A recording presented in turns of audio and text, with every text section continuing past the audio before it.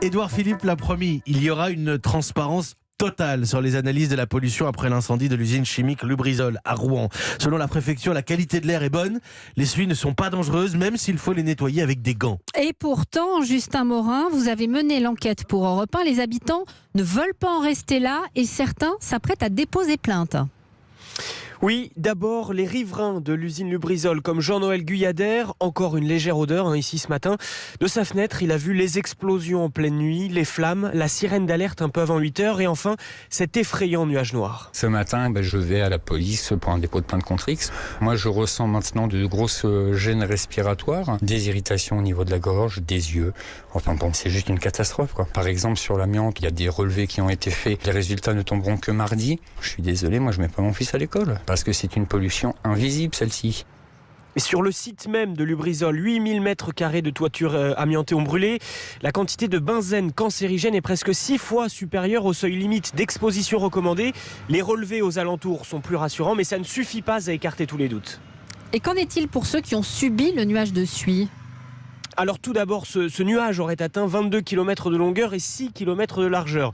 Sauf qu'il s'est déplacé au moins jusqu'à Forges-les-Eaux, c'est à 50 km de l'usine. Christophe Olville y habite, c'est l'un des premiers à avoir porté plainte.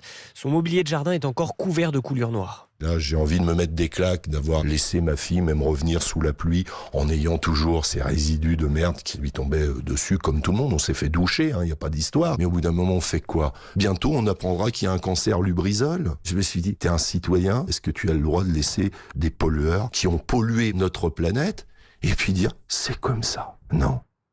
L'autre interrogation, Justin Morin, c'est celle des agriculteurs.